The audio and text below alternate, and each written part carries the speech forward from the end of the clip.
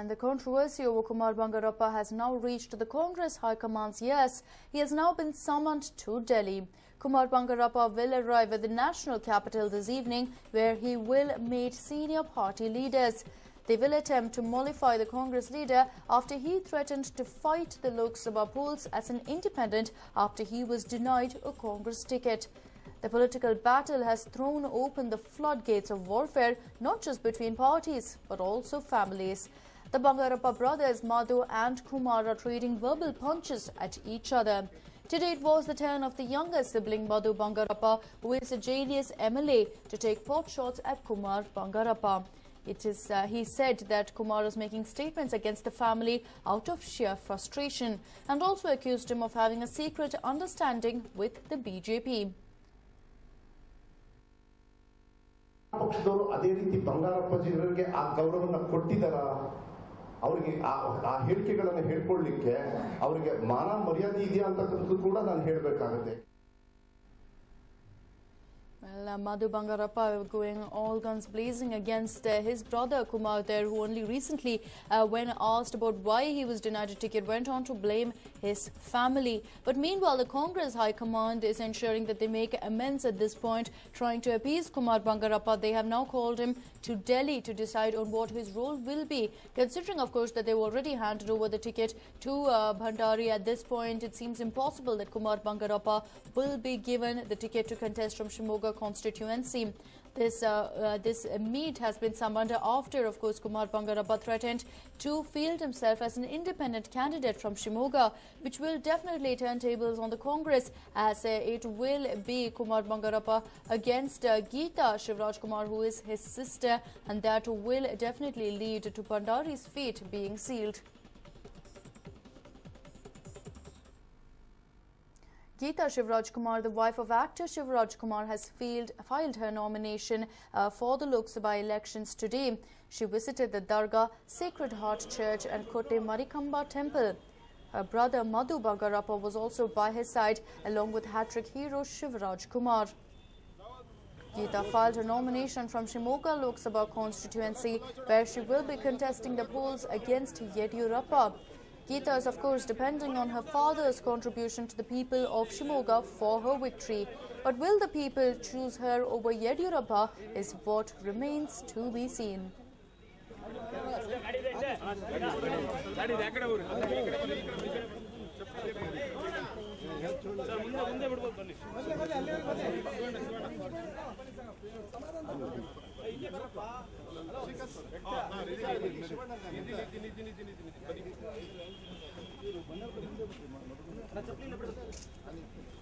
But of course, they seem to be on a divine path there. The two of them were also present at the Circle Marama Temple in Malleshwaram, following which they also went to the Kantirava studios, paid homage to Dr. Rajkumar Samadhi there, and also made their way to a temple in Chitradurga, post which now they are at Shimoga, where Geeta Shivraj Kumar will be filing her nomination.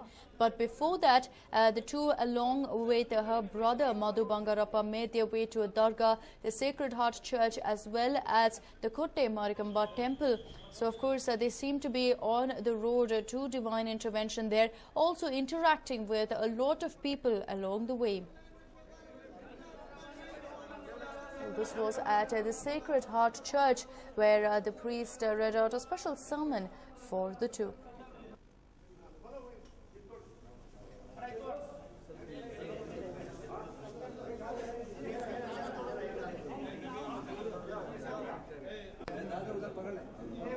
Geeta Shivraj Kumar, of course, will be also filing her nomination today. But besides that, she also made a visit to several divine places, and clearly trying to put across a secular image. It wasn't just temples, but she also went on to visit the Sacred Heart Church, as well as a Dargah in Shimoga.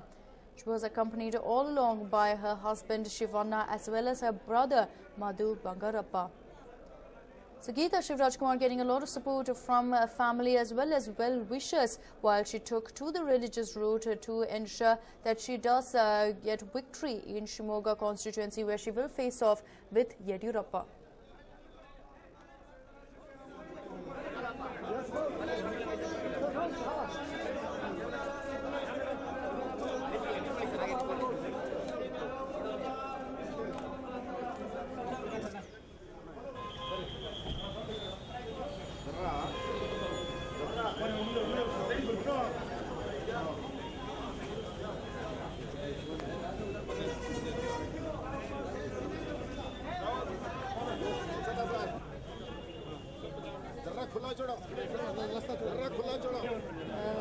was earlier in the day. Of course, a busy schedule for Geeta Shivraj Kumar from yesterday. They have been making their way to several places, and today, once they reached Shimoga, it didn't end. They went visited a temple, a dargah, as well as a church. Besides praying for divine intervention, they also interacted with a lot of well-wishers in the area, hoping, of course, that her popularity will increase. She not just has the backing of a superstar in the form of her husband, but also, of course, her late father, Bangarappa, the former chief minister, also has a considerable amount of popularity with the people of Shimoga.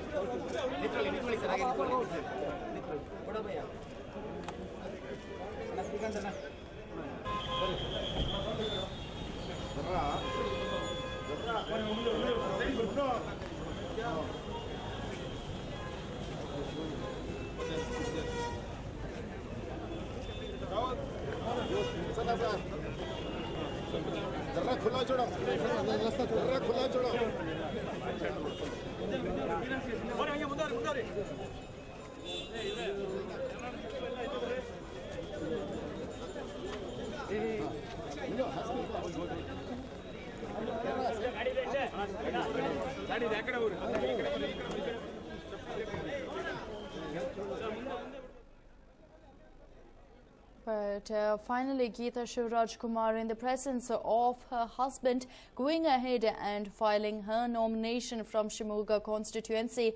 With this, of course, it is official that she is the JDS's candidate from Shimoga constituency. From yesterday, of course, Geeta Shivraj Kumar has been visiting several temples, even a dargah and a church, to seek divine intervention for this exact moment. And, of course, Shivana present by her side. He also will be campaigning for her in the weeks to come.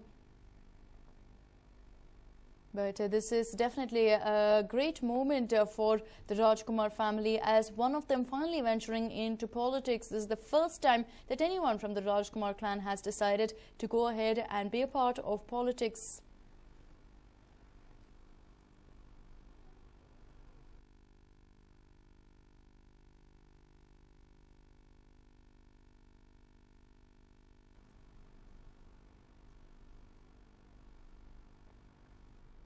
And well, BJP leader Arun Jaitley has clarified that the party's high command was not aware of the decision to induct Pramod Mutalik. Mutalik, the head of the Sri Ram Sena, is the self-styled keeper of Hindu culture. The decision to induct Mutalik drew a lot of flack, forcing the Saffron party to revoke the induction. Jaitley has in fact shifted the blame to the local office bearers on this issue, saying that no one in the top brass was aware of this particular decision. You see, state के लोगों ने local level पे वो भी coastal Karnataka में ये निर्णय लिया। मुझे जब पता चला, मैंने दिल्ली में बात की। दिल्ली में किसी को मालूम भी नहीं था, हमारे राष्ट्रीय अध्यक्ष तक को मालूम नहीं था, हमारे संगठन मंत्री को भी मालूम नहीं था। And all of us reacted in the same way कि आज इसकी करने की कोई आवश्यकता नहीं थी और इसको अवॉइड करना चाहिए, और इसलिए स्टेट को सलाह दी गई कि इसको कैंसिल किया जाए। Well, Jaitley making very clear that even the BJP president wasn't aware of this particular decision, and that it completely caught them unaware. But as soon as they heard of it, they went ahead and told the local, the state BJP to go ahead and revoke the decision. But definitely shameful for the BJP. There already they are facing talks and being slammed for a supposed rift within the party, and now it looks like there's a lack of communication as well.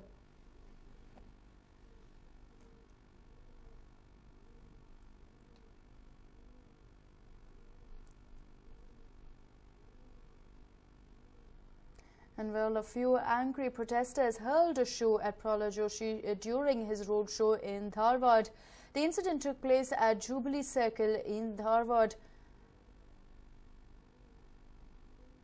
This was at a road show when he was campaigning. Of course, he is the BJP candidate for the Harvard constituency, but seems like there's some sort of anger against Joshi as someone hurled a shoe at him. No word on exactly who did it, considering that it was a road show. There were a lot of people assembled there, but one person is said to have hurled a shoe at Prahlad Joshi.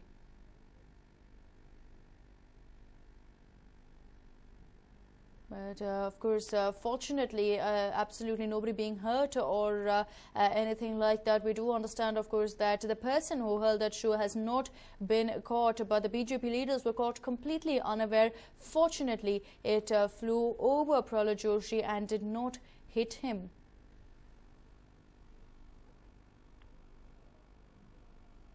My colleague Arun joins us with more information. Arun, very embarrassing there. This has sort of become a trend of sorts, with people expressing their displeasure by hurling shoes. That's right, Akshita. Remember 2008, you had the famous Iraqi journalist who threw a shoe at President George Bush, and from there on, it's become an international phenomena, and we've had a lot of such instances even in India. But this is something which is much more local. We are given to believe that the state BJP president Prahlad Joshi was on his way in a cavalcade of vehicles and a group of people to go and file his nomination papers when this particular embarrassing development took place. It is not known at this point of time whether the police have taken into custody or not the offender who committed this nuisanceable crime, Akshita. Right, Arun, but this is becoming an increasing incident. No word as of now on exactly who is responsible for this act. At this point of time, it's not known, Akshita. As I said, we also don't have information whether the person in question has been arrested or not. So clearly a very embarrassing development as far as the BJP is concerned. Remember, it is barely 24 hours since we had an episode where a person who was not a desirable inductee was taken into the Saffron party, and then he had to be urgently jettisoned. And now comes this particular embarrassing development, Akshita. Right, Arun, thank you so much for joining us with all that information. But very, very embarrassing for the BJP there. But one of the persons who were participating in that roadshow hurled a shoe, I beg your pardon, at Prahlad Joshi. Fortunately, it did not hit anyone, but nobody has been taken into custody for this act. And well, another top actor's political entry is on the cards. After Pawan Kalyan's sensational political entry, now it is Akkineni Nagarjuna's turn to enter politics. Nagarjuna is all set to join the BJP today. He will meet Modi in Ahmedabad.